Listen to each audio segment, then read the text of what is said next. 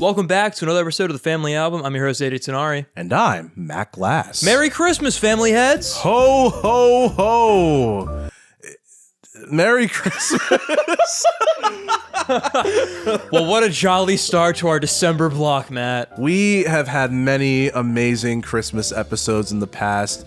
Who can forget my rant that I went on about Clarice from fucking Rudolph the Red-Nosed Reindeer. And how she's a shit character. And yeah, a shit character. I keep talking without knowing what I'm going to say next. Hey, that's what a podcast is all about, isn't it? That's that. You know what? In the grand scheme of things, Yeah. I guess that's true. But this is our December block. Yes, it is. We got some fun stuff planned. A lot of Christmas-themed things all throughout. The potential for what might be my favorite Tom Hates Albums episode of all time. That's true. Stay tuned for that. We have an album that really just resembles what Christmas is all about, you know? Yeah. Something that's very homey. Something that's going to really want to cook some beans. Exactly. We'll really greet the seasons very well. Make you want to like dance a little bit. Maybe with the younger members of your family, you know? I guess a little hint is that it's an album that we covered before on the podcast. So throw your best guesses in there. And remember, Christmas album. That's your hint. Christmas album. Yes. These albums that we're talking about today aren't necessarily Christmas albums, but the criteria that AJ and I set for this episode was must contain a Christmas song. Exactly. And both of our albums do have Christmas songs. My album has red and white in the album cover, so that's something too. Mine has green. That's one of the colors of Christmas. So Matt, put our albums together. That's a pretty cool Christmas album. That's like 3 Christmas songs right there. Mine actually has 2 Christmas songs on it, technically. There you go. The album that I brought AJ was Everything Under the Sun, Amazon edition by Jukebox the Ghost. And the album that I brought Matt was Thrill of the Arts by Vulfpeck. 2 very different artists. I think, though, both theatrical in their own way. And did both get popular from the internet? Because mine definitely did. Yeah. Definitely my band was definitely internet adjacent. Okay. So there we go. Christmas and the internet. Big themes for the day. Those are like my 2 favorite things when I was 12, honestly. And now that you're older, you can have 3 favorite things. And we'll find out what that is at the end of the episode. These are a few of my favorite. People think that's a Christmas song. It's really? Fucking not. No. It's just naming things. It's like the We Didn't Start the Fire of like the 50s. It's like the meme where Jay-Z is just like naming monsters exactly, off of Monster. off of Twisted Fantasy. You know, people have often compared those. Yeah, a few of my favorite things is the monster. It's the Twisted Fantasy of the Sound of Music, one might say. Well, AJ, I think we both know how this show works. At least I'd hope we would. Yeah, 4 seasons deep. But what do you want to start with? I don't know. I mean, Christmas is usually like your big block. So would you like to choose? Is it my big block? So I'm the Halloween guy. Oh, yeah, that's true. I feel like people look at me and they're like, God, this guy just radiates Christmas. He oozes Christmas. Honestly, we can start with Jukebox the Ghost. Okay. Start with Jukebox the Ghost. So then Matt's going to hit us with a little bit of history and possibly some Mattstery. There's definitely going to be some Mattstery in All this. right. Everything Under the Sun was released on September 7th of 2010 and is the second studio release by the band Jukebox the Ghost. It was released through Yep Rock Records and produced by Peter Caddis. Members of the band include Ben Thornwell on lead vocals, synth, and piano, Tommy Siegel on lead vocals, backing vocals, and guitar, and Jesse Kristen on drums. The album dives into some common territory for young adults like heartbreak, romance, and dating expectations, while being periodically cut by brief moments of the existential, with some moments having the singers cry out about follies in the dating scene, then remembering most of their problems are infinitesimal in a playful back and forth. The album is rather theatrical in nature and hinges upon that through its vocals and upbeat juxtaposed nature of songwriting, as it looks for answers outward to find oneself inward. I see. The album received mixed reviews from most broad critics, but in the indie music scene, honestly scored rather high. Mid-leaning back, I would probably say. Gotcha. Metacritic gave it like a 76 out of 100. So yeah, to put it in layman's terms. Pretty much. But like a bunch of indie music reviewers at the time put it like as like A+, A-. Gotcha. Okay. Like, so it's generally well received, but I guess in like the broader community. span of like music, Yeah. you know, kind of like average. Yeah, 'cause I'll be right. I never heard of this group or this album until like you brought this album on the show. Really? Yeah, they kind of eluded me. So I guess I was a part of the problem, Matt. Well, I guess this kind of leads into some Mattstery. I got into this band, or really, I found this band while I was in high school. I had listened to like none of their albums in full, but a lot of their music just throughout their discography. I didn't have Spotify Premium, so it was a lot of like shuffling and being like, "Oh, a good song came on. This is cool." They're a band where, well, first of all, they've been a band for like 20 years. Really? Which is really interesting. I see. They started in 2003. And then Interesting. apparently, yeah, they released an album this year, fun fact, which is pretty cool. Very cool. They're still a band. They're still planning on making music, which Good is for pretty them. sick. But yeah, I found them in high school, and I liked a lot of the stuff off of their one album, Off to the Races, which is pretty much where they became somewhat known in like the upsurgence of like upbeat independent rock bands, like rock pop Power kind of bands. pop, as they call it, I think. I put them in like the same vein, not sonically, but like grouping wise, as like Walk the Moon. I see. Like they're kind of that era in a way. That checks out. But and most importantly, their music is to just kind of like be made to have a good time.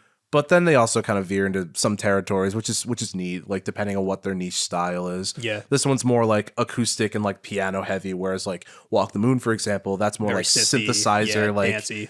disco. But I like generally what I heard. Mysteriously though, this entire album I like never listened to. Gotcha. This was like one of the only ones where until rather recently I hadn't ever checked out any of their discography like around this point in their career. I recently though, after a long period of me not listening to them, I went to see them in concert. Yeah, that's right. And like really got back into them. Good stuff, man. Because I feel like for a while I kind of thought of a lot of their lyrics as like really cringy.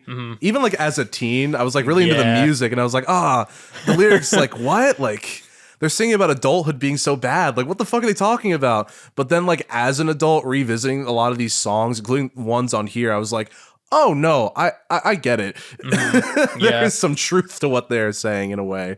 But I kind of like how they sort of juxtapose a lot of these sort of like sour-ish feelings of being an adult with some really happy sounding music. Yeah, there's a lot of juxtaposition on this album, which is appreciated. It's fun. And I don't know if you'll agree with this. I feel there's a lot of Sparks influence. I literally across thought this that, album, yeah. especially on like the first track. Yeah. The vocalist is very reminiscent of Ron Mail. I Ron believe. Mail. Yeah. And I'd say Ron like he arranges kind of like Freddie Mercury, especially later down the line.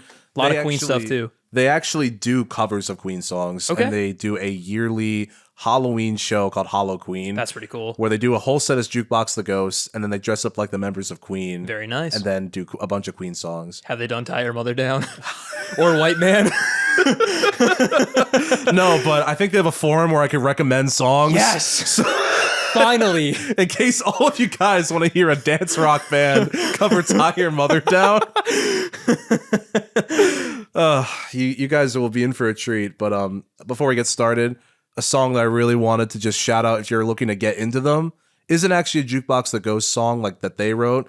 It's their cover of Don't Stop Me Now. Oh, shit. It's very good. Very cool. That's one of my favorite Queen songs. They do a really good job. Despite not having a 4-piece band and only having 3 members, I feel like they do a pretty decent job. Okay, I might have to check it out then. I'm glad that you said the Sparks influence because I very much thought that like in my last few listens of this album.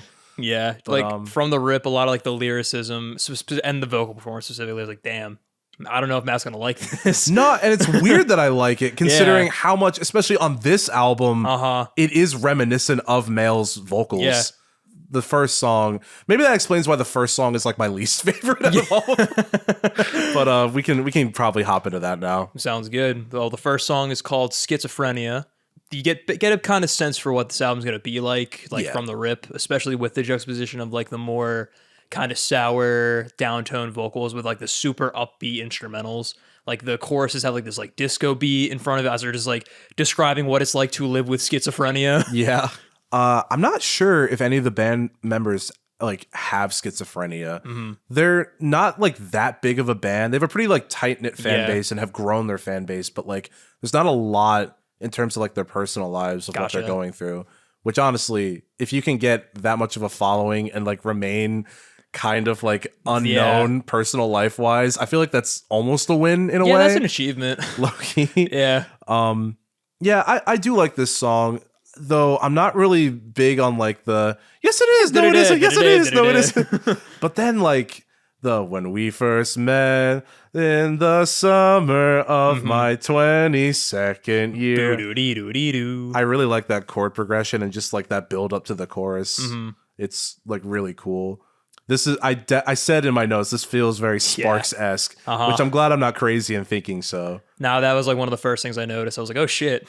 that was something that I enjoyed specifically on this track, but I think I liked the lyrics specifically as well because a little AJ lore, one of my family members does have schizophrenia, so like this is very accurate to that experience, at least like what I gather from like talking with them. God damn. So that song kind of hit like a little close to home. But on a happier note, I like the synths. The synths are really good. I like the little synth solo and how they split both channels with the lows on the left and the highs on the right. I think it's pretty cool. And once again, I just kind of like the clear influences from like both Sparks and Queen. I'd also say for like the rest of this album, Beatles was one that I kind of got a lot as well. Definitely, especially on like tracks 3, fucking 9, 8, 10. All of them. Yeah, they're very much enjoyers of music, especially like classic rock, but with a sort of like upbeat pop twist. Yeah. Which I think if you're looking for that, this band, especially for like a piano rock band, super comparable. Lead singer and pianist Ben Thornwell has like his masters in piano and vocal study. Gotcha. Like, okay, he is one of the most brilliant pianists I think I've ever seen. I see. And it's cool that like he kind of decides to do it on like a modern twist like this in a way. You see that more across their other albums. I feel like this wasn't even like the tip of the iceberg and like his piano. Yeah, it feels like they're still kind of figuring like some stuff out on this album because I don't really know like what their main sound is here, but they're trying a lot of different stuff all around. I'd say honestly like the album right before this is like their main sound. But then they kind of like that's where I feel like their strengths lie. Yeah. In the more like they kind of go more Baroque on that one. But then like their most popular album, it's a bit more poppy. Okay. Yeah. No, they got a lot of fun stuff on here. One thing that's a note for this song, one last thing I'll say, I feel like this song would honestly hit really hard, like much harder for me if the drums were just mixed like a little louder. Yeah, that's valid. And I think that goes for a few moments on the whole album, if I'm being honest. Yeah. But it's still really good. I think it has a lot of energy and it does drive the point across of like what it's trying to say, as well as like just the tone for the album. Yeah. So shall we move on to the next track? Definitely. This next one, Half Crazy, I'm not a big fan of. It honestly kind of grew on me. Okay. Like I see. I like the sentiments of it. I think most of all, I think it's cool. Like just this guy, like just expressing how he's worried about this person that he cares about. I don't really know if he like elaborates in the lyrics, like who this person is, whether it's like a family member or like a lover or something like that. Yeah. But I kind of like it. Just shows like how much care he has for this person that it's driving him insane with how much he is worried. Very earwormy. Yeah. Very earwormy. There's like a big combo of artists I kind of like compare this one to, like Will Wood, They Might Be Giants, and a little bit of Weird Al. Like all kind of like form this stew that is Half Crazy, at least for me. Vocally, because the vocals switch off between Tommy Siegel and Ben Thornwell a lot. Like they switch between songs. A lot of the more like straight ahead rock stuff, that's Tommy Siegel because he's the guitarist. Gotcha. But then the more like melodic, like piano stuff, that's Ben. That's his songwriting. Because he's the piano guy, the piano man, even. Dare I say? last month. I do actually kind of like this song. I kind of like the overall trade-off that they have between like the more like rock elements and then the more like Baroque like pop elements. I think like for the verses, I think I prefer those a little more where it's almost like this kind of like retro like doo-wop sound they kind of go for with like the synth kind of twist. before going into like the more earwormy, hooky power pop choruses, which is where I kind of lose interest. Makes sense. I just don't really like the hook that much. Like, and I'm also not a big fan of like the vocal performance on this track as well. Yeah, that's the only caveat with like Tommy's songs on most Jukebox the Ghost albums. Like the lead singer Ben is like he's very multifaceted and like talented and stuff. Yeah. I feel like Tommy sometimes does kind of like fall a little short with the vocals. Yeah, the high notes were not the best. Crazy. That was very Wheatus coded right there. Tickets to Iron Maiden. Her name is Jukebox. He is going half crazy. Yeah, no, it definitely grew on me. Of all his like songwriting contributions on the album, it's not my favorite, but I do kind of appreciate The sentiment. Yeah. Which I can get behind for a lot of these songs. I think also like I like the guitar tone on this track a lot. Yeah. How it kind of does like the rhythmic like kind of like I can't the zipper-esque textures. Yeah, exactly. That zipper-esque guitar tone that we all love. But yeah, no, it's yeah. I'll say that they're good at writing earwormy hooks. They are. Yeah. Do I like them all the time? Not really. I can understand that. Yeah. You're not gonna get a lot of like depth, I think, with a lot of their songs. Yeah. They have a couple in here where I do agree. Like I like the sentiment a lot. But it's just kind of like the way that they're arranged or performed kind of takes it away from like my overall enjoyment. I would dare even say like the way that they're mixed. Yeah. The mixing is one of the biggest takeaways for me on the album. That's valid. But I think like being an independent band in the 2010s, Yeah, it's hard. definitely Yep Rock Records, like it is like a label, but I don't think it's like a big label. Yeah, no, this ain't like a lecture or something. No. I don't really have much else to say about it because I actually like this next song a lot more. I think I would agree. I think I also enjoy Empire a lot more than Half Crazy. Yeah. Empire, track number 3. I'd probably say this is my favorite song on the album. Gotcha. Well, it's one that like out of all these songs on here, I will listen to outside of the album like a lot. Yeah. Especially as of late. I see. The chorus, it does stick in my head, but like it's really bright and catchy and like full of life. And I like how much they kind of take that Beatles-esque like Mellotron organ influence. Yeah. I guess it's more of like a Mellotron flute, sort of, whatever. But it's cool. And I like the sentiment of like you're trying to like as if like you're getting to know somebody, but it's almost like a battle between two kingdoms. It's neat. Yeah. It's very 2010s. Yeah, that's a good way to put it. I think this one is definitely like an improvement over the last one.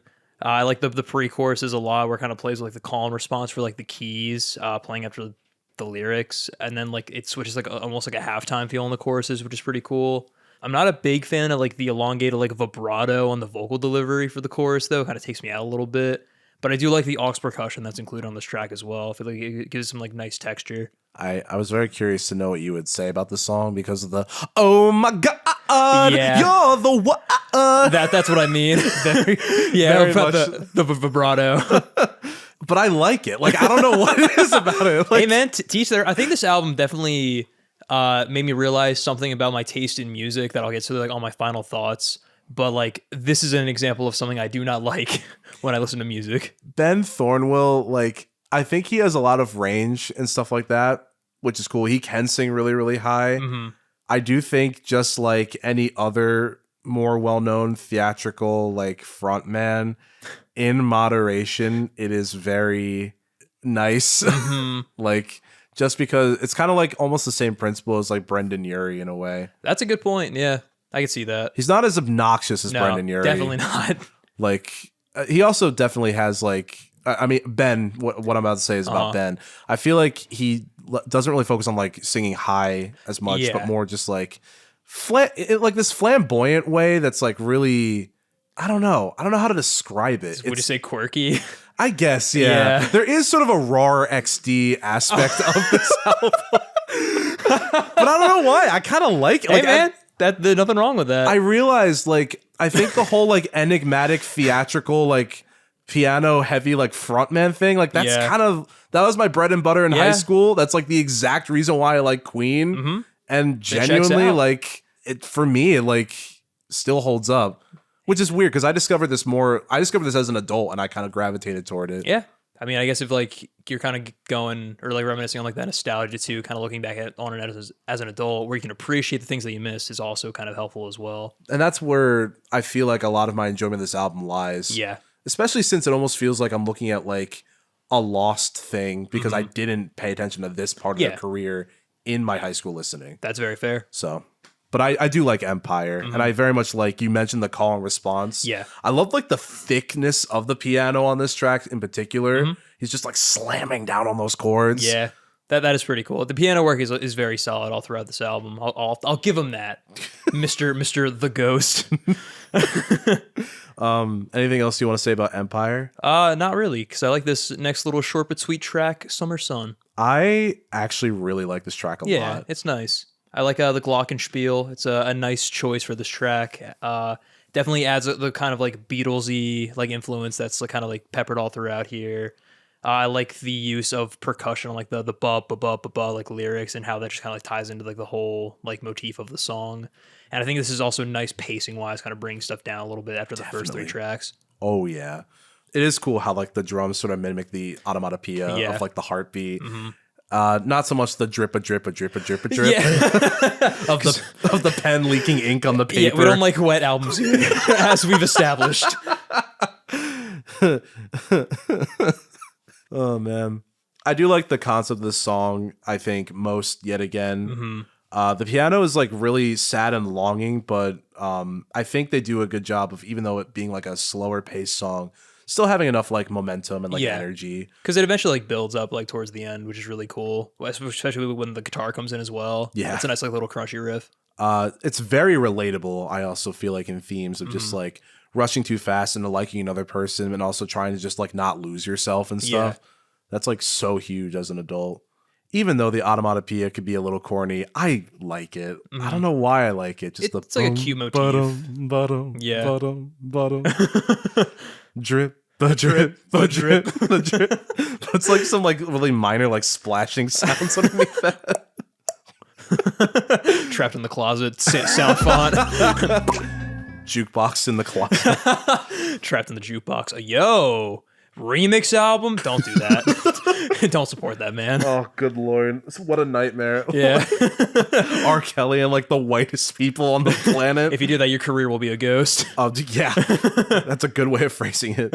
Again, the chorus is kind of an earworm. I like how like Ben sings the main melody and then Tommy sings like the higher harmony. Yeah. Yeah, no, just a nice song about like embracing yourself first and foremost and not giving up the core parts of who you are to somebody, which is kind of a nice motif, I think, on this album. Yeah, I mean, this album is very much like them just being themselves, which I definitely like respect. And you can definitely hear that in like the lyrics and just like what they want to talk about as well. Yeah, solid track. Not one that I really return to outside of the album. Yeah, this is very much like a strictly album listen. I'm not bumping Summer Sun in the car. Your passenger just looks at you like, no, sing it with me now. Bum, bum, bum. Here comes the next part. They jump out of the car. Exactly. Oh gosh, shall we continue to the main reason why I chose this album? That's a good point, Matt. Merry Christmas, Happy Holidays, family head. Jingling-a-ling-a-ling. That's the sound of the mistletoe. Exactly. There's also onomatopoeia in this song. Is there? No. I was about to say. I'm lying. I'm sorry, like, family fuck, heads. I don't remember that. I should have taken better notes. I like this one a lot. I really like this one. It's super upbeat, just really classic Christmas sound. Yeah. They kind of utilize the sleigh bells a couple times, which almost makes it feel Christmassy. But like the extended version, or I should say the full version of I'd Do Anything for Love by Meatloaf. Yeah. That also uses sleigh bells. That's a good point. So does that mean that's a Christmas song? Do sleigh bells constitute Christmas songs? Poll of the week. I like how the piano is mixed like within the track where I think with this one specifically, they had like both sides of the piano mixed up on the mics. That's really cool. So you have like the one tone spectrum of the piano like in the right channel and then the other side on the left, like going from low to high. That's really cool. Or high to low, depending on what direction you're facing. If your headphones are backwards. Yeah, question of the week. Did you listen to this album backwards? It's going to be a trip for piano players. But I do genuinely like the sentiments of the song, especially just the general hatred of the concept of the mistletoe. Yeah, I like the whole kind of like how the song is kind of split up, where it sounds like the kind of traditional Christmassy instrumental and like the verses before kind of going to this more like slow, like melodic, almost like mantra-esque delivery about like the at the end of love truth grows. That part really stuck out to me. Yeah, I enjoyed that a lot. Like, aren't they saying on this one in particular, like, don't look at me like another lost soul? Exactly. Yeah. It's super relatable. Just angry 20s. Exactly. Grumpy 20s. Now that's a character arc. Especially toward the end, I like the way that the organ kind of like pads out like the whole overall sound of the track. Even though like they are just a 3-piece band, the other like little instrumental moments and additives definitely help it have more of like a full sound. Yeah, for real. Like all like the auxiliary percussion stuff they do in there, and like you said, like the different kind of like keys also just it just makes it feel like a lot more full. Especially toward the end. Yeah, because I actually had no idea it was a 3-piece. I thought like they had a lot more people involved in this in the making of this. You know what's crazy too? When they perform, it's still just the 3 of them. That's really cool. And the way that they kind of get past that, because they don't have a bass player. Yeah. Well, a lot of times, if like a song requires bass and Tommy, the guitarist, is playing guitar, Ben will like do this thing on piano where he'll just emphasize the bass notes. That's cool. And have like a mic hooked up to like the bassier parts of the keyboard. Gotcha. So that like it's like mimicking a bass. That's kind of cool. And then like vice versa, where like if they need it more sharp, he'll like mess with the EQ. He had like a little EQ board next to his acoustic piano. Wow. It was literally a baby grand, and they had it all fucking mic'd up and shit. It was kind of dope. I'm not gonna lie. Hey, good for them for being like resourceful. Honestly, like definitely one of my favorite concerts I've been to this year. Hell yeah, man. I think Turnstile's still in the lead, but that was a fun fucking night. As much as I love Hiatus Coyote, I knew the words to like every song at the Jukebox the Ghost concert, and it was wonderful. I actually went with special guest Kat Fochi. Oh, hell yeah. It was really fun. Nice. Check out that episode. That was a fun one. I don't really have much else to say about it. It's just a really solid Christmas song with agree. enough of that Christmas angst. Exactly. And Christmas cheer in the music itself. Do you think like Christmas songs that are more sour about the holidays like are just like better than like your typical? I think so, because most of the time they're a lot like more honest about like their feelings on the holidays or just how they feel during the holidays. Definitely. So I think that just like allows you to connect with them a little more. Christmas rapping by the Waitresses. Yeah. That song rips, It's man. good, especially with that fucking sax solo too. Dun, dun, dun, dun, dun, dun. That's another episode to check out. Our favorite and least favorite Christmas songs. That's true. That's true. Where you can hear Matt's infamous Clarice rant. There's always tomorrow, AJ. But shall we get to this next track? Sure. Next up is The Sun. This is where the album kind of starts to take a weird like existential turn. Yeah. Which they kind of do this on like all their albums, which is funny. Like the lead singer will always be like, I'm enigmatic about love. And then Tom would be like, yeah, but the world's going to end. So who gives a shit? Sit solo. Sit solo. Yeah. That's what I kind of like about this track though. It doesn't really reflect like what the lyrics are saying, but it's kind of cool how it takes a more like bombastic approach. Yeah. I think like from the jump, this song definitely has like a lot more like the theater core elements. Definitely. Which I'm not the biggest fan of. But the harmonies are really neat. And I like the inclusion of the strings. I also said the vocalist here kind of sounds like Bo Burnham a little bit. I could very much see that. Honestly, similar vein. Yeah. Definitely similar vein for sure. Because they were, I would say Jukebox the Ghost was like semi-present on the internet. Yeah. Not to like the point of like Bo Burnham or like Tally Hall or even Vulfpeck. Vulfpeck, Yeah. That was the other one. You know, the one that we're talking about in a few minutes. For the next album, that's just silent. Yeah, no, it definitely can seem a little bit jarring based off of like what you're hearing both thematically and musically like prior. Yeah. When you kind of like look at it, it's interesting for sure. And I think it's cool how like even though it's a bit more theatrical, they do a decent job. Like the piano on this one is like crazy. Yeah. Yeah. I think like the piano loop to open it up, that was something that I pointed out specifically. I also liked the theremin that was included in there as well. That was a nice inclusion. And then like the breakdown on the second verse where you have like that funky kind of slow drum beat was really cool. But otherwise this track didn't really stand out too much to me. I just kind of like noticed it for just like the more kind of bombastic elements that were included in it. I also like the way the drums are like, I think it's like toward the end, they drop out or whatever. and there's like these strings that are sort of carrying the song, like what's left of the song forward. As Tommy is saying, like life isn't like this giant grand thing. It's just kind of this abyss, but you kind of distract yourself from it with whoever is around you pretty much.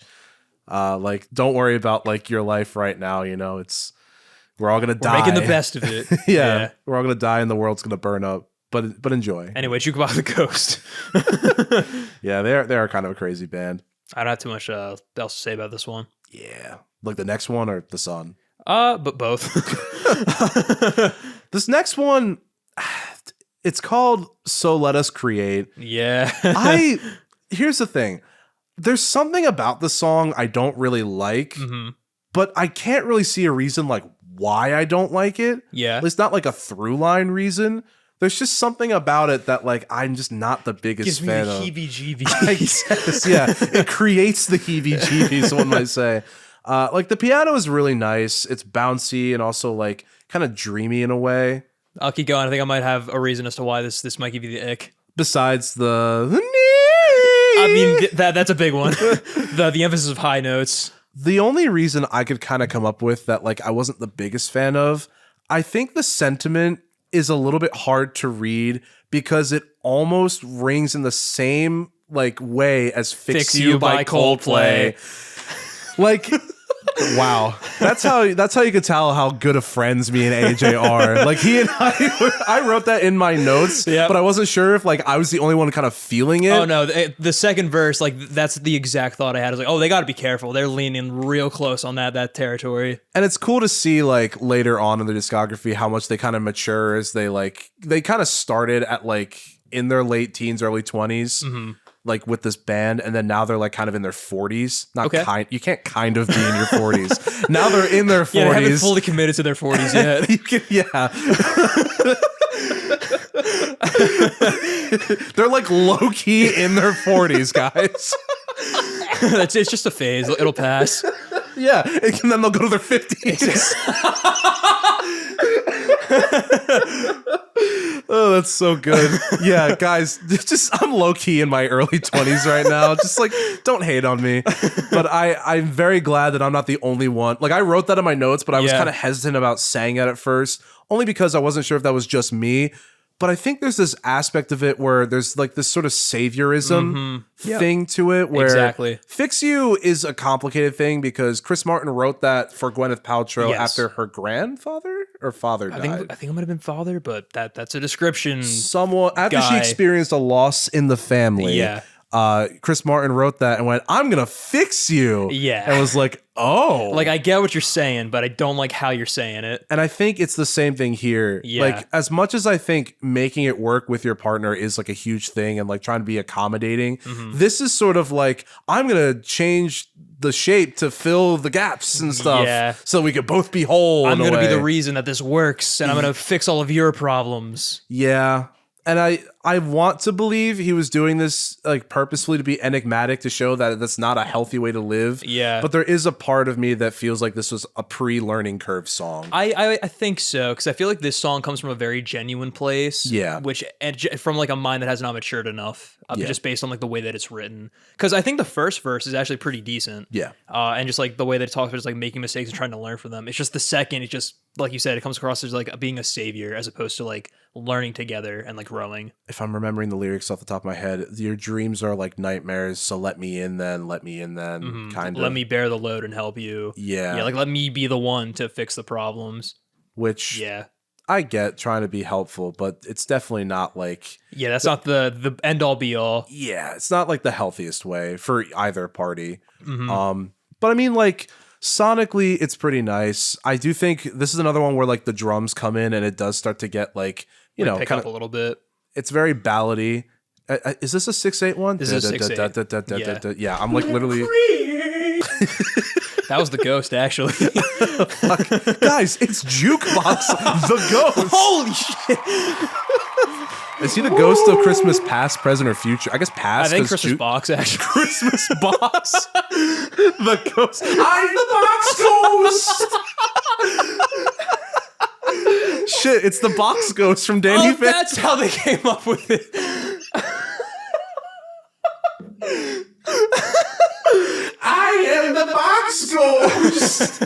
All right, Mr. Box Ghost. We'll see you Thanks for later. hanging out, man. Man, I hope no other like creepy ghosts of other eras come in. I can't wait to meet the ghost of the funky duck. Matt, don't manifest it.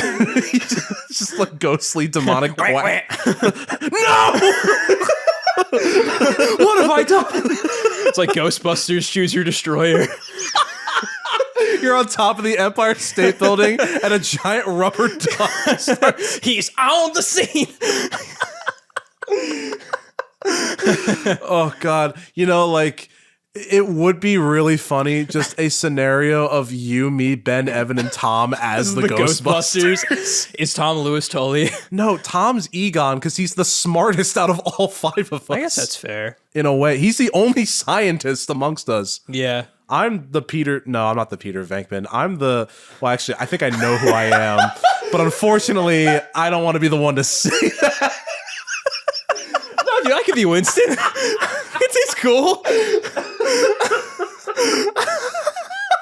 I love Ghostbusters. That's just another thing. Honestly, you talking about the Choose Your Destroyer thing, that just made my whole week. Hell yeah, man. Shall we get on to the next track? Yeah, as much as I would love to talk about Ghostbusters all day, we have albums to talk about. That could be another podcast. Yeah.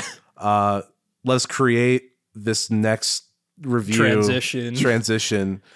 This is Carrying, which I think is a nice mix between both the sort of like jaunty Baroque-esque like songwriting and the sort of existential songwriting. Yeah. Like it's kind of almost like two of their like styles coming together with Tommy and Ben. Because I think it starts off sounding like a slime tutorial. Yes. On YouTube. Oh my God, yes. Thank you.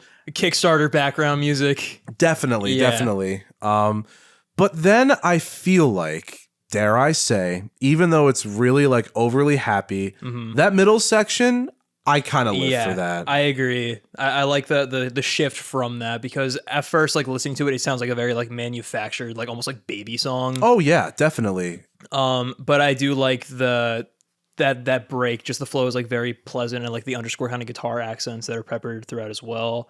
I also like the electric guitar break going to the bridge. That's like a nice, just kind of like complete switch up from how the song starts a lot.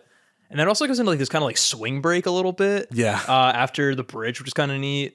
And then it just like once again it feels like upbeat and happy, but in like a more natural way as opposed to like the manufacture from the start. So it's cool, like little full circle moment. I think what's cool is like the lyrics only kind of reflect the instrumental as it's talking about these people realizing that the shit in their lives are a little infinitesimal in the grand scheme of things.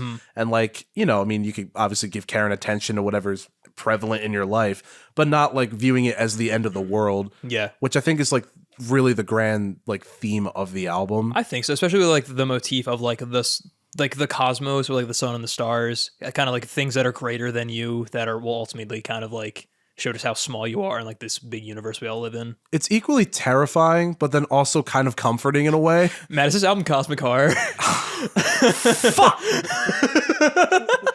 Things are big. Wow. That's so cool. That's so scary. I don't know why I said it like that in the clip, the iconic family album clip. That's right. Everyone's favorite clip, the H.P. Lovecraft one. I forget what the commenter's name is, but I will say they did kind of shift my perspective a little bit. They had a good point. Which is really cool. I never thought of it that way. That being said, things are big. Wow. But, about the song though, like I think that middle section almost makes the beginning part kind of worth it. I would agree. It's definitely like the highlight throughout. Just definitely. Like hearing the beginning, it sounds almost like a parody. So I can kind of, I can kind of like forgive it for that, even if it's not the most pleasant thing to listen to. Overall, not a favorite, but like it has its moments. Honestly, for me, it kind of that middle section, the way that it sort of ties everything together, and like even the lyrics, kind of making them make a bit more sense. Yeah. I feel like that kind of makes it one of my favorite moments on the album in general. Gotcha. So I don't know. It's cool that they at least tried to like flesh out an idea in this way. Yeah. I'll give it that. The ambition and the uniqueness of this track is respectable. The one sentiment that I wrote down that I really liked was like, don't like compare yourself to how God is because he has more like wisdom. If he exists, he has more wisdom and like foresight than you. So it's like, don't compare yourself to like don't have a God complex. Yeah.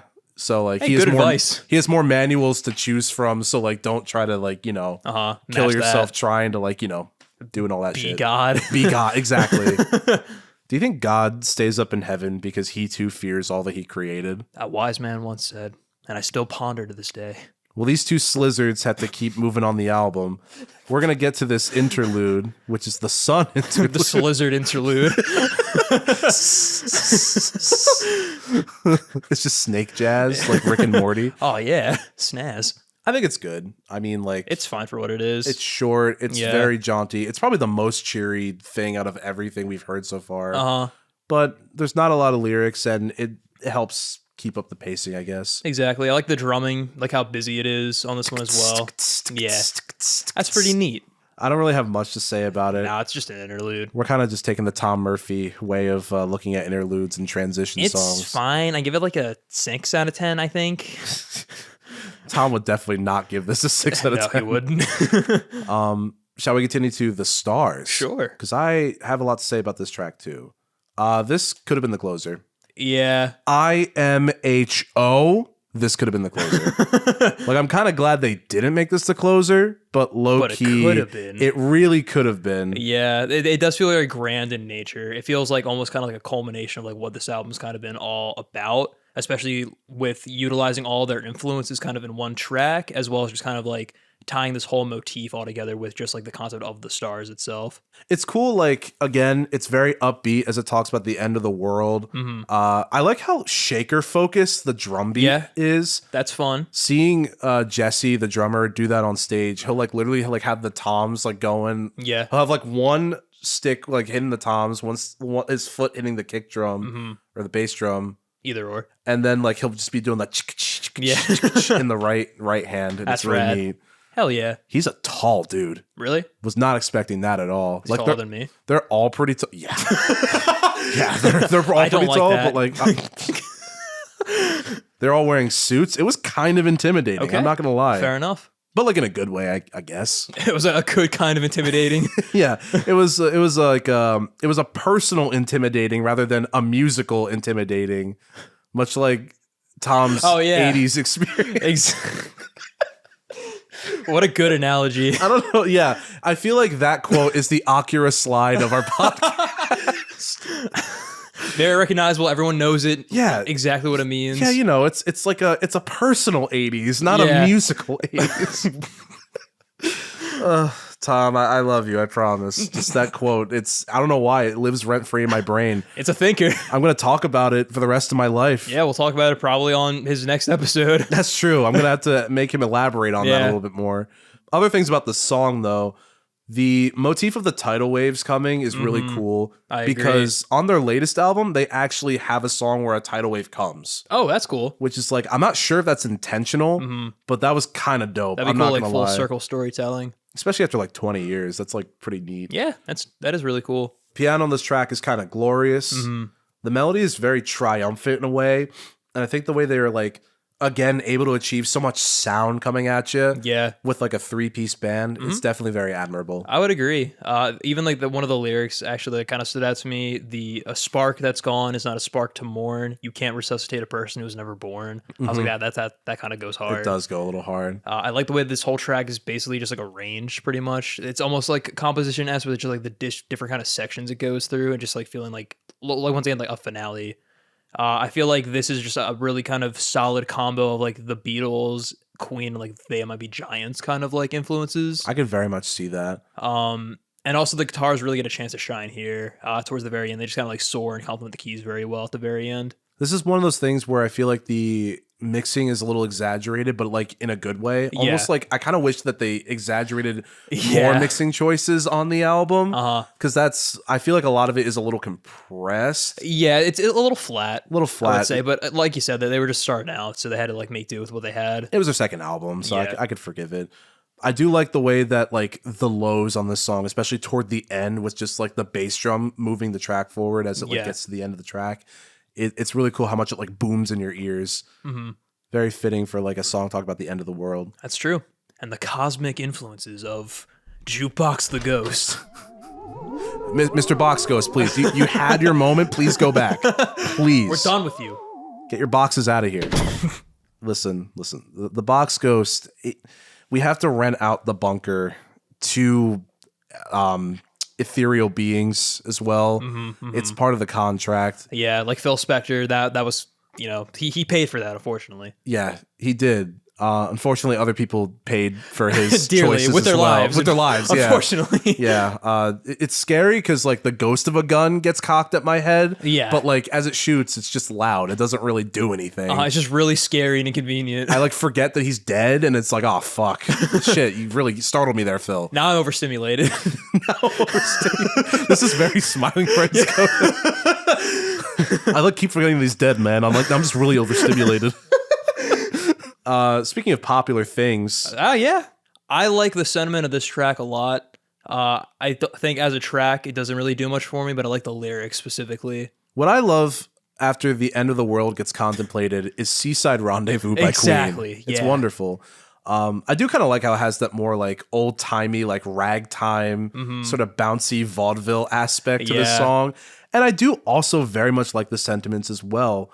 I like how the piano, like downbeat, it like accents the one and the and of the rhythm. The dun dun dun dun dun dun dun. Like, I don't know. Very classical, very ragtime. It's also just a nice like love song about going against the grain. Exactly. Because like fuck it. Don't like succumb to like societal like norms because like people are pressuring you into that. Just like take it at your own pace, do what you want to do. And I think this is also supposed to be like how they view them doing their music too. Hey, like I think it's mainly like a love song, but I think it's also supposed to be like a nod to like, yeah, we know this is probably a little out of style. Yeah.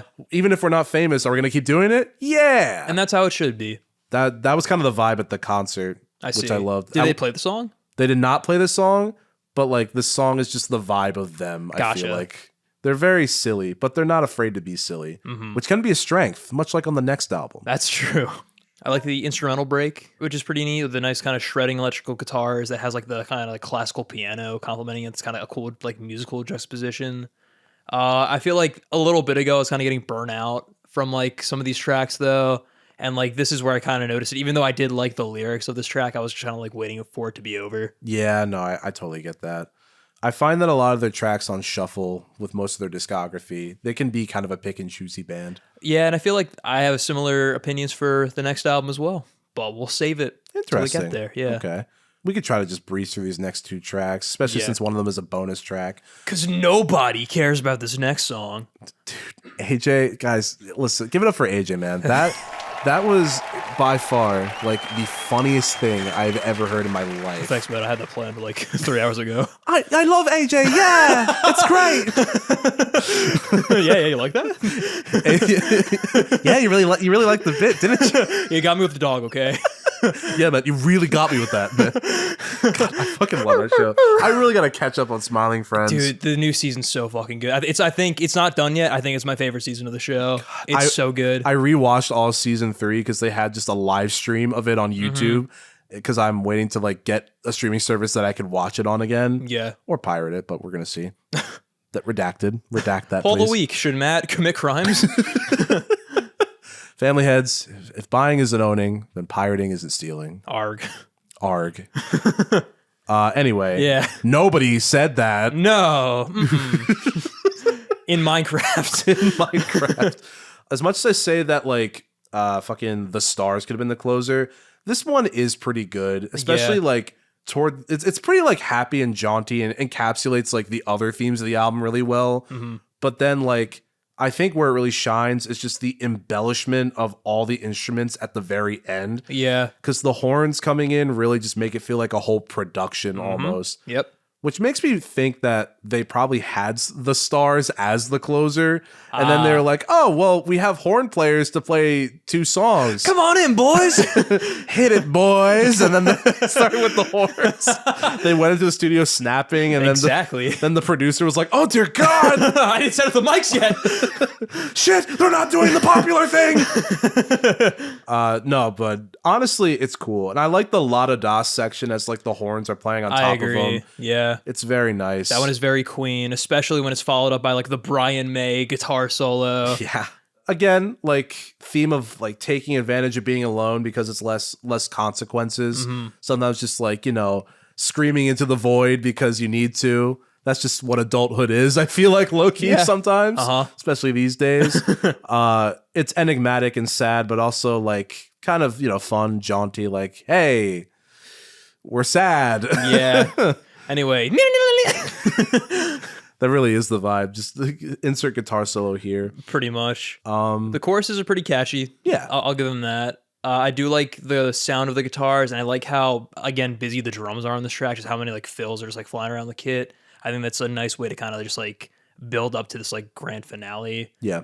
I like the horns as well. And I think I'm not the biggest fan of the ballady intro, but once it starts picking up, I kind of enjoy it a little more. I feel the same way, personally. Yeah.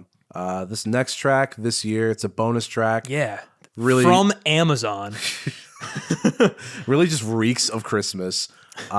It's very like, it's kind of cute, low key. I kind of like just the sentiments of this one too. Very much a Tommy centered track. Yeah.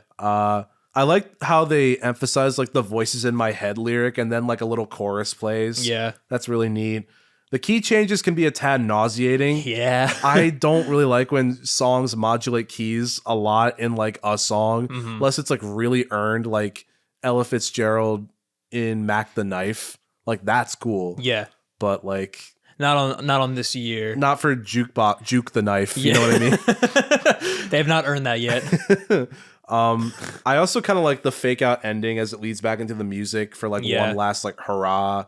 It's cool. And the piano's mixed very sparkly and it gives the illusion of like a big band ending. Yeah, I think this track has some like kind of like musical vibes is what I kind of got from it from when it starts out. This, hey, another Christmas song, let's go. More sleigh bells. And it's cool that's like it's about like New Year's, which is kind of neat.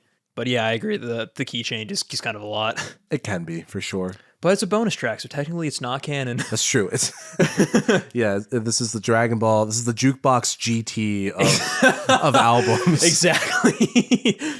But AJ, I think this will get us to our final thoughts. That it will. Since I gave this to you, do you want to go first? I would love to go first, Matt.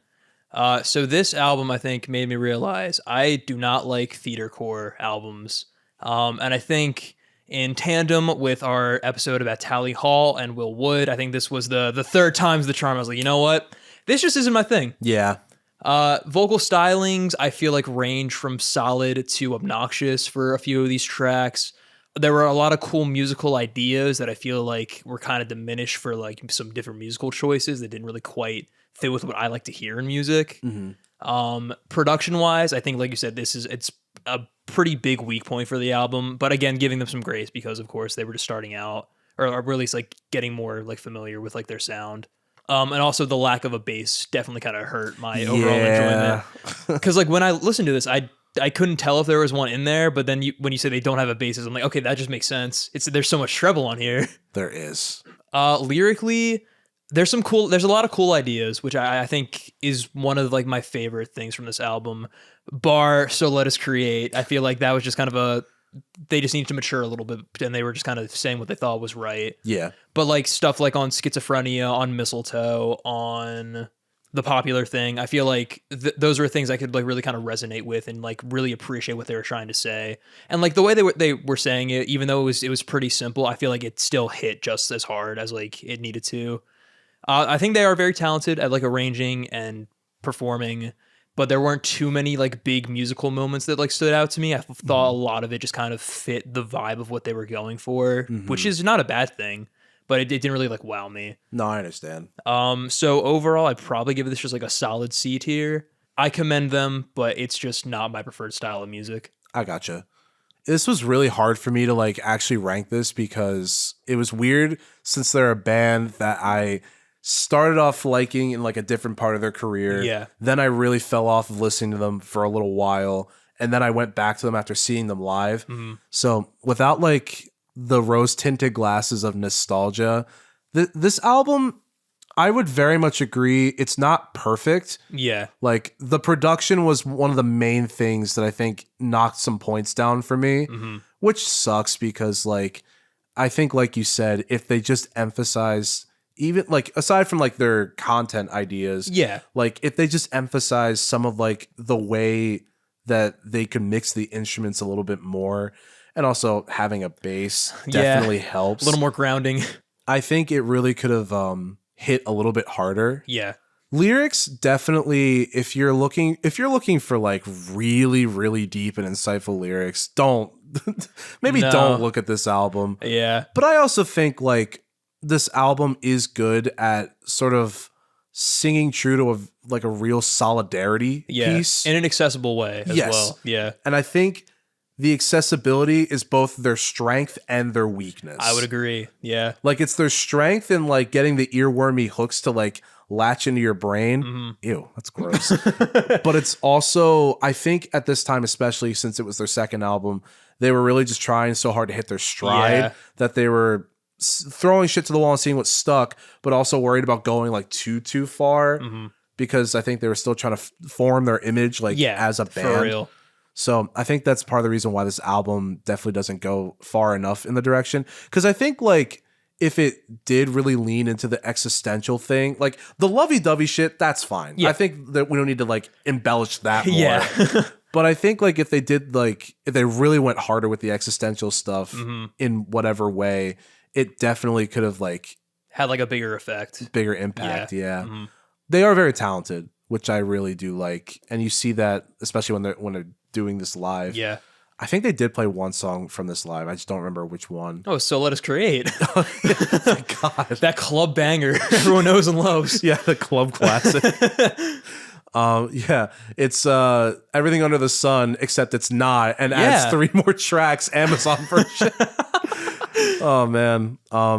Yeah, no, they're all very talented. Ben is I like his vocals a lot. I think I like his vocals generally on other albums and just other songs too.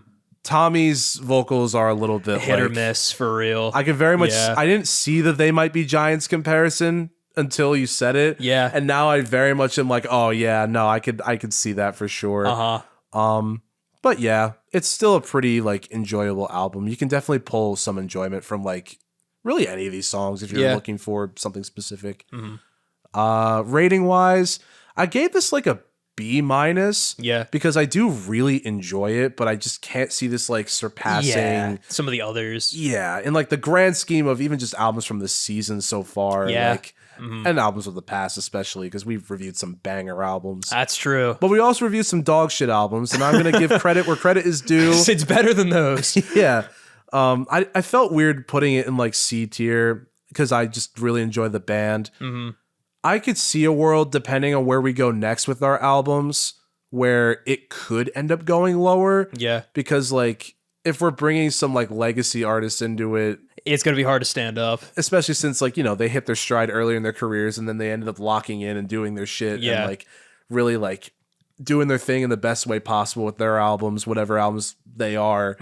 If they're being brought on here, I can't really see Everything Under the Sun. And like matching up to that. Yeah. So let us create the ranking of like B- tier. And then I'm going to say like a 6.1 out of 10. I think that's a very fair ranking. I like them a lot. And honestly, go listen to them. If you're just kind of there for like a good vibe, but also kind of want to stew a little bit about how hard it is being an adult, they have a song called Adulthood and it's pretty good. All right. Do you have any other song recommendations or people trying to get into them? Ooh, can we do like a link and description of my favorites? Sure, like a little playlist or something. Just a little list, yeah. Okay. I can make a public playlist if y'all want to. That'd be kind of cool. Word, I'll do that. Ooh, fuck yeah. That's a good idea. Fuck, that's such a good idea. A public playlist. We could put our favorite songs from both of the albums on there. That's a good idea. That'd be kind of cool. Word, let's do it. Favorite song, The Meditation About the Ass. We'll get to that one. But AJ, shall we get to this next album, which I'm very intrigued to hear everything you have to say about? All right, so we have Thrill of the Arts by Vulfpeck. Now, on top of history, there's also a bit of everyone's favorite term, age-story. Holy surprise gasp! But this album was self-released by the band on October 9th, 2015 under the label Vulf Records, and it is the debut studio album of American funk and soul band Vulfpeck, though prior they had released like a bunch of EPs leading up to this one. Kind of like in a twerp fashion? Very much so, yeah. Thrill of the Arts was the group's first official album release after a series of EPs. Okay, that comment was redundant. And contains some of their most iconic beloved tracks, like their Christmas song, which is why I brought it on the show. Other reasons, like I said, is the album cover is red and white. It also makes me nostalgic for the past / think of high school because they were a frequent band that I listened to late high school, early college. They got pretty big on YouTube with their retro aesthetic and editing, and huge with music nerds for their prowess as musicians and fun personalities. Vulfpeck formed in 2011 and consists of Jack Stratton on keys, who I believe also produced this album. Keys, guitar, and drums, Theo Katzman on drums, guitar, and vocals, Woody Goss on keys, and Joe Dart on bass. I also want to mention they actually have an official Christmas album that they've released in 2019, but it is almost, it's kind of reduxes of their previously released tracks and like the style of like Charlie Brown Christmas. Oh, yeah. That's really neat. I like that. It is really neat, but I felt like I wanted to give you like Vulfpeck in its prime before hearing like a different just version entirely of that. I'll definitely check that out. I'm super into Vince Giraldi. Yeah, I think you'd enjoy it. Like the arrangement of Christmas in LA is actually, I think, better than the album version. Word. I actually really like it a lot. Awesome. But yeah, so a little bit of H3. I kind of fell in love with Vulfpeck like my senior year of high school because like they were like one of like the cool kind of underground bands like all like the other like music kids were into. And like I loved like their sound, just like this like really cool like retro funk like aesthetic, especially combined with their YouTube videos where you just got like to see them and their personalities just kind of like fully formed. Yeah. They had a lot of bangers that I really just kind of like returned to, and I think the big thing that I really liked a lot, which is what a lot of people really enjoy about Vulfpeck, is their bassist Joe Dart. He's phenomenal, Kind of a monster. Yeah, low-key. He's definitely I think the most like beloved member and part of this band. Like everyone's great on this album, but like Joe Dart is like a frequent, just like everyone just like really fucks with that guy because he's just like such a good like rounding point for this band, and that's like a big reason why I enjoyed them. But like going into like my second semester of college, I kind of like fell off of them. They were like releasing their second album actually, and like I like some of the singles, but I just like didn't really latch onto it anymore. So bringing this album back on the show actually kind of rekindled my enjoyment of them because I listened to their album that they released this year. Not the biggest fan of, but I'm curious to go back through their whole album discography to see if I can find an album that I really like. So I think I like them more as an EP/singles band than as an album band. Did they have that album where it's like the one guy against the blue sky? I listened to that album. Clarity of Cow. Yeah, it was interesting. There's good stuff on From there. what I remember. Again, the dry spell of albums this year. Yeah. Yeah, there's good stuff on that album, but it's not a favorite of mine. I gotcha. I guess, wow, weird undercurrent theme I of know. high school Internet. music interests that we fell out of love with and then we rekindled with this episode. Wow. Happy holidays. Happy holidays, Happy guys. holidays. Oh, God. I love that bit so much. It's Happy holidays. Hey, check out our Christmas episode to find out where that came from.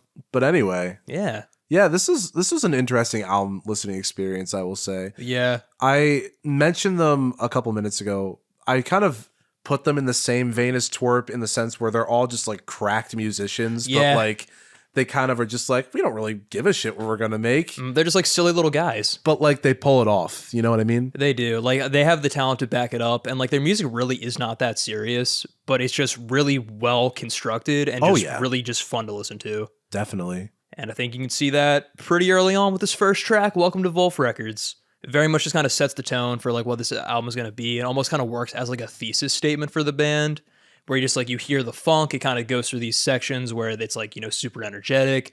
Then there's a big slowdown before picking it back up again. And then it ends with their iconic sting that kind of plays for all their music videos on YouTube, which I think is really cool. I like in the beginning, I don't remember if it happened more than once, but they do like an orchestra hit at one point, like a old like cheesy keyboard. Like, I love that shit. Yeah, that's rad. Yeah, no, honestly, it's almost like kind of theatrical in nature. Yeah, it sets the tone. Acts like an overture almost. Yeah, no, exactly. You're in for like all sorts of vibes on this track alone, and you kind of see that reflected later on in the album in many ways. Yeah. I love the honky tonk like piano that they got going on. Their overall mix of acoustic and electric instruments and elements is just something that I really think is one of their strengths on this album. Definitely, yeah. So it's very intriguing for me to maybe like check out other projects, albums. I would suggest, because I do, like, spoilers, I do not think this is their strongest project. Gotcha. I think from what I've listened to, their strongest is the Fugue State EP. Like, that's just like 6 just really good tracks, like just back to back. Do they have a side project called Vulfpeck? They do. I've listened yeah. to one of their songs. It's like a spa song. I've listened to that. Okay. That's pretty cool. Is that like all the members of the band or like only a couple of them? I think it's a couple. I think all their side projects are like 2 of the members plus other people. Like they have a bunch. There's like the Fearless Flyers was like their first one, where I think they brought Corey Wong in. Oh, that's sick. Yeah. They're frequent collaborators, which is really cool. They actually have a song named after Corey Wong, which is very fun. And there's a couple other side projects as well, but they're just kind of all over the map in like the underground music scene. I see. Gotcha. I think for a self-produced album, this actually does not sound that bad. I was gonna say, for a self-produced beginning album, like, I mean, not to rag on my boys, but like that was their second album and it was pretty much self-produced. So I guess to be fair, this was like 4 years into their career, so they had practice. That's a good point. Yeah. But still, it does sound very crisp for like just, being just producing it themselves. And I believe all their albums are self-produced, which is really cool. That's rad. Honestly, I love how like alive the drums feel and how they're mixed. That kind of goes for just like all the songs they're so crisp on the album. Yeah, but they are very crisp. I do agree. I also love like the slow down section of this track too. It's like a cool like kind of fake out ending that keeps building and building before it explodes again into the outro. I also, again, bass line starting off dirty as fucking ever, letting Joe Dart do his thing. I also like the additives that they put in there to like make it feel more complete, even though it's a 4-piece. We have the xylophone, synths, and the grand piano in there as well, just like make it sound more like an overture. And I also like the funky little guitar break halfway through. The saxophone with like the delay too. Very reminiscent of like, I feel like older rock and roll-esque songs, which is cool. There's a couple moments on this album which are very reminiscent of that too. I think that's all I have to say about this track though. Same here, because the next one is their biggest song, Back Pocket, and it's really fucking good. This like the first track I was like, oh, okay, I can kind of see like, because I was only really familiar with like what I had listened to of their new album, and then Vulfpeck from that one like spa song. And once I got to this song, I was like, okay, this is like the vibe that I was expecting with this album. Yeah. The piano is like so good on this one. Excellent. I love like the syncopation used here on the main riff. The way it emphasizes like the in a forianda, but then sometimes also the E when it like that shit hits so hard. It's a very satisfying song. Like there's almost like disjointed kind of staccato rhythm to it, but it feels really satisfying. And I think it also is helped by the music video because it's basically like a choreographed like dance sequence, which is really neat.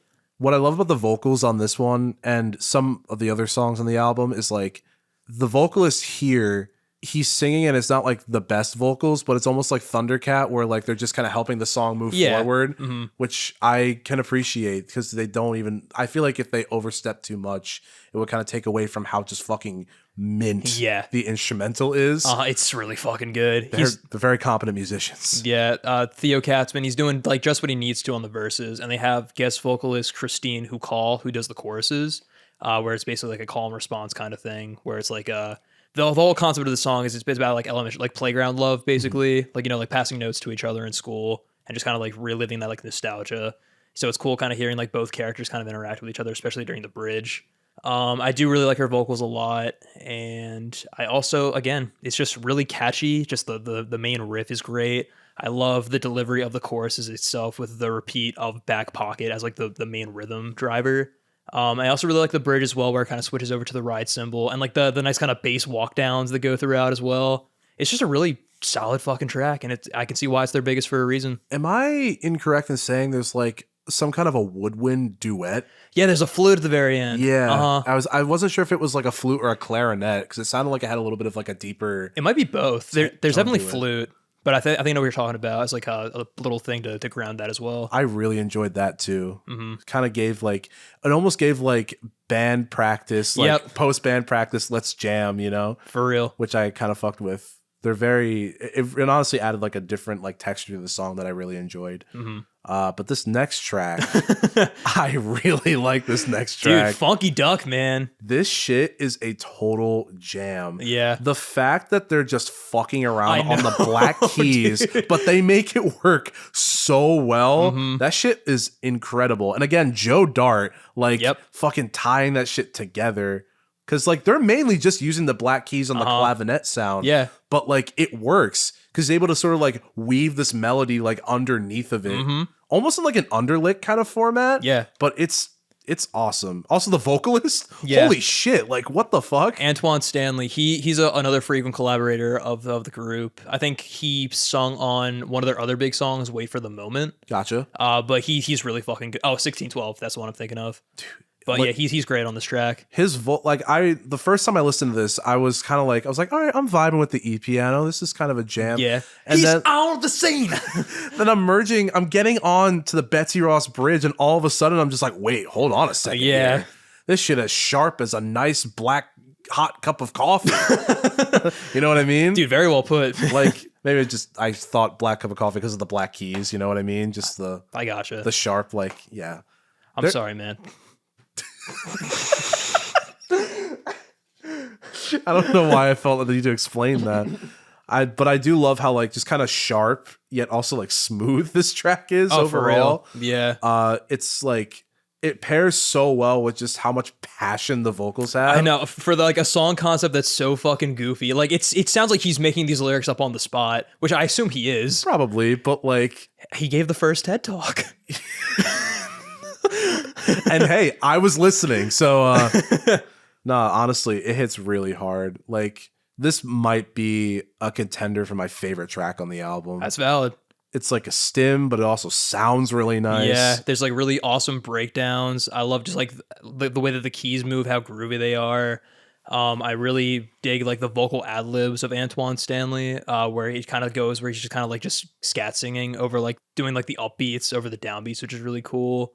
The synths and the electric harp scores are so fucking awesome. They're excellent on this track. I think like a criticism I could see is like the vocals being like kind of annoying the more they go on, but I think they're too charming to dislike. They are very charming. Yeah, I was gonna say it's just so infectious. This track is just really stupid, but really well done and really fun. It's kind of hard to like not feel good listening to this, which I guess is like another kind of concurrent theme between the two Look at artists. That. Wow, I really could have just brought any of these ideas to the table if I thought harder. You know? Well, maybe that was the magic because we didn't try that hard. Merry Christmas. Let it happen naturally. Fappy Holidays. God, can we sell shirts that say Fappy Holidays? Shall we get to the next track? Yeah, I fucking hate Rango too. This track sucks. Really? I don't like it. Gotcha. I mean, I felt like for some reason, like it's hard to make a stomp clap vibe work. Yeah. Well, it's not very common. I didn't hate it that much, but like it's kind of simplistic in its nature. Yeah. And then it jump scares you with that weird Quebec-esque breakdown in the middle. And I was like, oh, okay. And it doesn't sound good to listen to, in my opinion, at least. It just sounds like too obnoxious with like the kind of like oscillated, like high-pitched vocal sample. It is a lot hitting you at once, without a doubt. Mm-hmm. And I think my big thing is I just prefer... Vulfpeck is a band that likes to do a lot of like songs in parts. So there's a Rango part 1. Gotcha. And it's much better in my opinion. Word. So hearing this one, it's just kind of like, it can't compete. It's just kind of like meandering for like the first half, and the second half is just like really obnoxious. So both halves just don't really make a good whole. I guess at least it makes the track memorable. That's a fair point. Yeah. Yeah. I mean, like, I would say definitely on this album, this is not one that like I would listen to outside of the album. No. Because of the stomp clap nature of it, like the sort of Western vibe. Yeah. It does sort of ring in like a stripped back Ford F-150 commercial. Yeah. In a way. But it's all right. It's not great. I think the big highlight is the guitar work specifically. I think there's a lot of nice kind of like sliding techniques. And also the stereo mixing is very prevalent on this track, I recognize, which might not be for everyone. And I don't know if it works here the best, but it's just a feature of the song. Also, there's like a theremin in there, so that's pretty neat. But it's just not a very good song in my opinion. Yeah, I think the E-piano is like fine for what it's trying to do. Yeah. But it could be like I feel like there's a lot of just like empty space in a Yes. lot of this track, 100%. just generally. So if it did a little bit more soloing, it probably could have been A little better. Yeah, just it's a also little bit. too long as well. Yeah. No, I would agree with that too. Definitely that little portion in the middle was pretty jarring. But a better song. Next up, we have Game Winner. I am a fan of how like soulful of a turn this takes. This is excellent. It's like the "Baby, I'm Gonna Treat You Right" like aspect of R&B too, but with like a soul twist at the same time. But still very like consistent from what we'd been hearing so far of the band. Yeah. This features Charles Jones on vocals and David T. Walker on guitar. This was one that I never really cared for, but coming back to it, it's like a new favorite from this album. It's excellent. I really love, like you said, the soulful nature. I also like how like they use like the sports motif to kind of like convey what they're trying to say. That's just really cool and like tongue in cheek. The keys are excellent, and I love how they accent the backup vocals on the bridge, which is really nice. The guitar licks and trickles in the left and right channel just really just pepper the song to make it just feel like so smooth and so sultry. And Jones singing the high notes are so impressive. Yeah. Like the way he rides the lyrics is like just super admirable. The piano on this track in particular is really good at sort of like matching up rhythmically and sometimes melodically with the singing. Yeah. Like sometimes it'll play like whatever melody that the singer is singing, but then it'll kind of just go off on its own little tangent. Yeah. And it sounds really just like full of movement and just full of passion. There's sort of like this old school Harlem vibe that you kind of get with this track, which I do like. Because I can tell they're trying to like do whatever genres they can like muster with their band setup, you know? You kind of had like the stomp clap western shit with the last track, and then you kind of have more of like a soul thing here. It's really neat to see. Yeah. And the vocals definitely are what make it for me for sure. It just feels good to listen to. This one I could see myself re-listening to for sure. I think they pull off the soul vibe well. I'm going to have to check out these singers outside of their work with Vulfpeck. Definitely. Because like I've been a fan of every guest vocalist so far. So they're all really good. I'm a huge fan of just soul music in general. So this is my bread and butter. I think I might dig some of their like more kind of low-key slow ones then too, because they got some nice ballads. Word. But what is not a nice ballad is this next track called Walkies.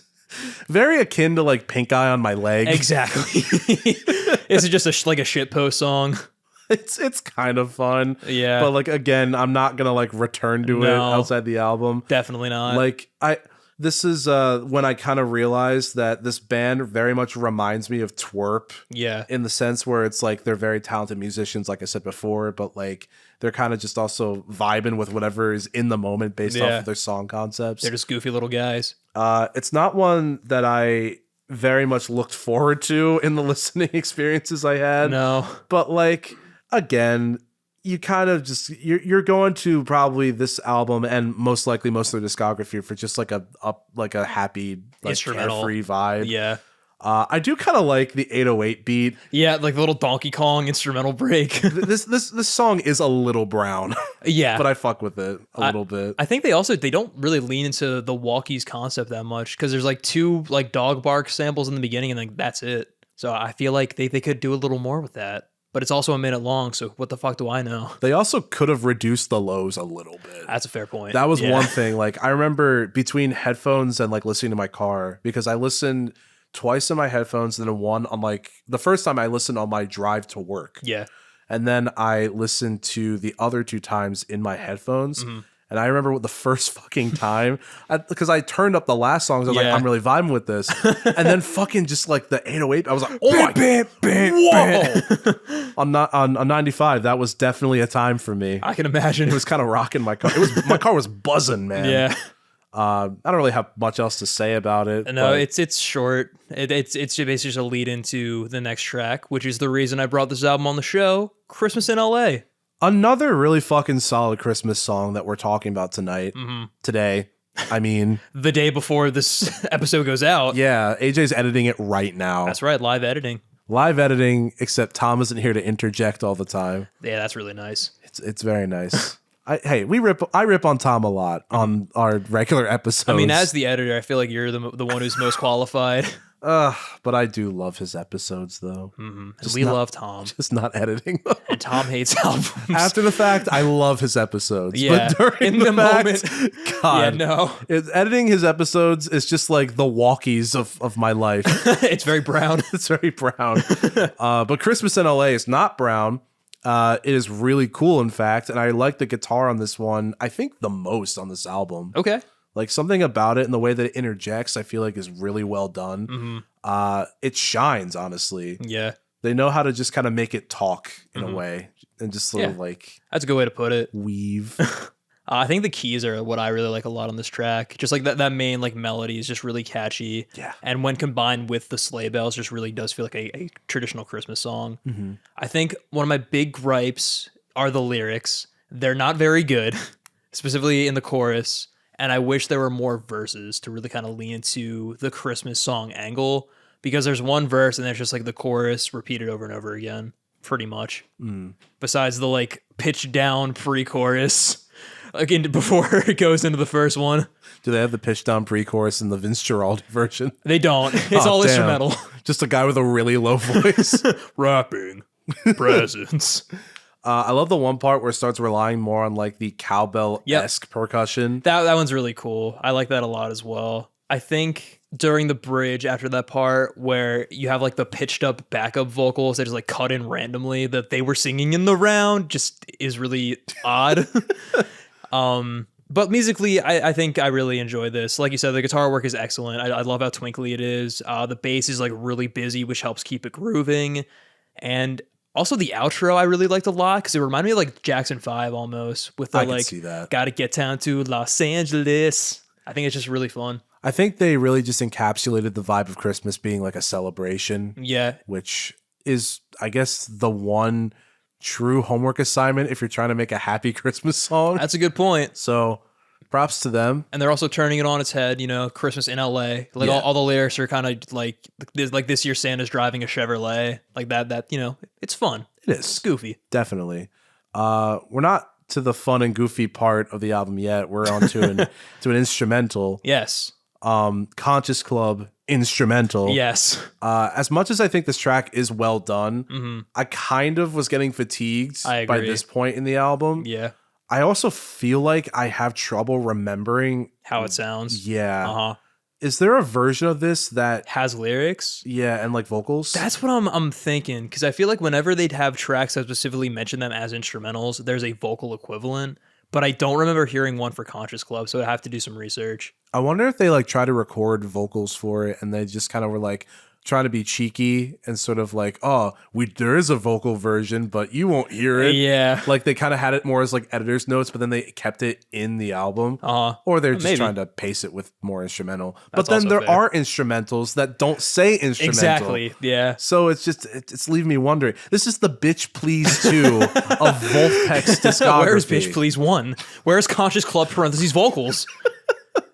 Because I had that same exact thought, because there is a version of Christmas in LA that is instrumental as well. So maybe there's one out there. If there is, I'll put it in the description. But this one, it's groovy. I like the bongos specifically. That's fun in the left channel. I do like when the drums kick in with that like offbeat kind of disco shuffle. And I like the bass line leading into the track is very cool too. It's just kind of whatever. I feel like this one also kind of goes on a little too long, but like the main riff is groovy enough. It was kind of reminiscent of like City Pop in a way, especially with the way they're carrying the Yeah. instrumental with the tempo. I also very much like the hand drums that they used. Yeah. Very funky in nature, but like, I don't know. Keys are really good, but just Yeah. not my favorite. In comparison to like some other stuff on here, it's not like really too as memorable. At least not as memorable as these next two tracks. Yes. This next track, Smile Meditation, I like a lot. It is good. I think it's excellent. This is always a favorite when I was like really into them. I also love the hard cut from Conscious Club into this one. It's just such like a stark contrast, but it sounds so good. The overall vibe of this track is really cool. Like Yeah. the super low key like nature of this track with the piano being so in the focus. Like it was throughout the entirety of the album. Yeah, But I think they really rely on it to hold things down this time around. definitely. Because the guitar, as it just sort of like weaves its way through each of like the chord slams, is pretty neat. Yeah. I also think it's cool how like with this album in particular, they're a band where even though they have keys on it and like they're trying to do jazzy and like improvisational stuff, the key player, he doesn't really do a lot of like solo fingerwork stuff. Yeah, that's a good He just kind of point. does all these like jazzy chords that like holds the melody and like climb and keep it moving forward. It's neat. You don't need to have all these fancy finger things, guys, to be keyboard players. That's what the Christmas album's for. Exactly. Does he do more like solo stuff on the Christmas album? Yeah, definitely. That's dope. I love that. But this track is pretty good. You know, I also realized it was here when I was trying to like place the vibe of their music and I couldn't really figure it out. And it was right here when I realized they sound like Tomodachi Life. I see. But like, I love that. That shit hits for me because that soundtrack is fantastic. Okay. It sounds like that, but like pushed to the extreme. Yeah. And I think that's something that I genuinely connect with. Yeah. That's honestly, fucking cool, dude. Hell yeah. It's pretty rad. Honestly, any installment of Tomodachi Life, listen to the soundtrack, Family Heads. It's a good time, which kind of made me want to listen to their stuff more, oddly enough. That's cool. So we take those. I'll take it. Yeah, no, the clean guitar solo just throughout, honestly. Like I know I mentioned it like weaving back and forth, but like just the way that like the tone is and how clean it sounds feels very reminiscent of like kind of not like in terms of what it's playing, but like the sound of it reminds me a little bit of like kind of how some of the guitars on Graceland sound a little bit. Yeah. So I fuck with that too. I think this should have been the closer for this album. Whatever do you mean? Oh, we'll get there. Because it is just a very nice, just calm down from like everything that you've heard before. It's a lot calmer. It's a lot more peaceful. It's primarily like flute led, which is really cool too. You have this, I love the rhythm section specifically on this track too, with the drums and the bass just complementing each other, just holding down with like the root notes and just like the double accent on the snare. I think what always stood out to me too was the music video, is that it's supposed to be like you are meditating. Basically what happens is it's like an overhead shot of either the drummer or the keyboardist, and there's like this graphic of like a hexagon that kind of like grows bigger and smaller to kind of like represent like your breathing to follow along with it. And I feel like the song kind of captures that as well, just from like an auditory standpoint. So that I always kind of like remember when I think of this song. That's really cool. I also really like the kind of like ambient kind of like trickling at the end. I feel like that's just a nice, just kind of like good, just relaxing moment and just a nice way to just like close out this whole album. It's very different from everything we've heard, but it's very satisfying and just like very like peaceful. Honestly, if it's just hard cut with the trickling, that would have been kind of hard, honestly. But unfortunately, there's one more track on this album. So this was like the face meditation that we just reviewed. Yeah. This one is called, what meditation is this one? This is guided smile meditation. Yeah, I was not expecting that because I ended up like, getting through the entirety of the album like on my drive to work. Yeah. Because I have a decently long commute. And when this came on, I was like, oh, hello. You're talking to me. I don't like that. No. Like, I think there's a fine line in skits and songs where it becomes annoying from when it goes to funny to annoying. This crosses the threshold so fucking much. It's like 5 minutes of Mushy Krongold on vocals. Mushy Krongold? I assume it's one of the band members. Gotcha. But they went under that alias. It's super unnecessary. Like, I see the vision, but it's just too long and too fucking boring. I almost feel like if they shortened it and then put it before the previous track, it would have worked a lot better. Yeah, if it was like 30 seconds. Like a precursor. Yeah. Like literally could have been its own track, but like a precursor, like a minute max. Exactly. And then go into the next one. Yeah. That would have been kind of cool. Yeah, this was definitely quite an adventure. Like, because I was kind of into it because the thing is, he's like, feel it in your face. Yeah. And I was like, oh, okay, whatever. We're having a meditation moment. This is great. He goes, now focus on your ass. And I'm like, oh, okay. I like this a little less now. Yeah, he says that a lot. He really does. Was not expecting that. It really felt like it came out of left field. For 100%. Like, I feel like I don't want to say it ruins it, but it definitely takes away from like the overall like flow of the album. And it's always a skip. Like there's no need to listen to this in full. Yeah, I will admit there were times like in my re-listens that I was like, is it over yet? Yeah, I listened to it once. I was like, I'm not listening to this again. I understand. I was like, why. no, I don't need to. Any musical qualities you want to talk about with this track? Oh, I would. There's actually no music to speak of, though. I do think it's like kind of fun how when he's kind of like painting like what he's saying like sound wise with some of the synthesizers, and he like revolves between these different textures of synthesizers. Yeah, but it's also, and the trickling does come back. it does, but it's also like it's too like what's the idiom? Fucking far in between, something like that. Oh, it's like the enjoyment is like few and far between. There we go. Yeah. Thanks, man. Oh, you're welcome. It was kind of cool, like between listening this in my car and then in my headphones, how he plays with the channels and he's like, you feel it in front of you, and then it goes to your right, and then to the back of you, and then it leaves. Now focus on your ass. Good old mushy Krongold. Oh God. Anyway, shall we wrap up with our final thoughts? I think we should, Matt. What did you think of Thrill of the Arts by Vulfpeck? I mean, I guess as my true first introduction to this band, like album listening wise, it definitely went in some territories I did not expect. Yeah. I imagine they kind of hit their stride later, like more with just not exactly like not like trying to branch out as much, but more like they kind of knew how to like hone in that fine line a bit more, which I'm eager to explore because I think I'm definitely gonna like listen to more of their stuff. There's definitely some moments on here that I really enjoyed. Yeah, Funky Duck is kind of a jam. Let me see what else. Back Pocket, it's a classic. The Overture, I really like or not the Overture. Welcome to Vulf Records. Yeah, I literally just been like thinking of it as an overture almost. I mean, fair enough. I really like the intro is what I meant to say. Yeah. I think oh my God, yeah, Game Winner is great. And I even like the Christmas song too, Christmas in LA. There's a lot of really great moments on this album, and there's definitely stuff that like somebody will enjoy with any listen. So I don't know if I'd like frequently return to this album in full. Like I can see some of these getting skipped, like Rango 2, like I could see on like a bad day me not really enjoying it. And then also like the ending and Walkies and Conscious Club. Yeah, like I can see that because like Walkies I related to Pink Eye on My Leg, which is on one of my favorite albums of all time. And every once in a while I do consider skipping Pink Eye on My Leg, especially since I knew it could have been Kim Smoltz. Exactly. So all my ween heads know about that. But yeah, no, it's still a fairly enjoyable listen. Vocals for the most part are like actually really good. Yeah. The instrumentation just all across the board from like keys, guitar, drums, the bass. Yeah. I like how the bass sort of like if that sort of becomes like what everybody is basing all of their stylings off of at one point or another in the song. It's really neat the way that these band members work with one another. And I think like definitely give it a listen, everybody, especially if you're trying to like get a sense of what they're like. Yeah. Go in chronological order, I imagine.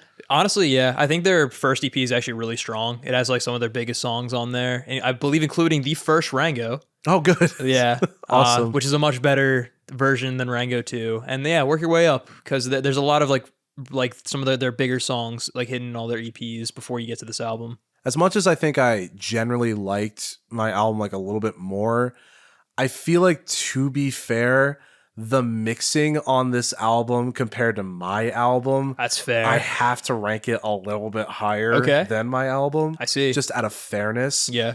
Like letter grade wise, I'd probably put it like, oh, that's a toughie. I would say either like maybe like solid B. Yeah. Like just right above it. Gotcha. But I'd probably give this like a 6.5. Yeah. It's pretty decent, honestly. It's more than decent.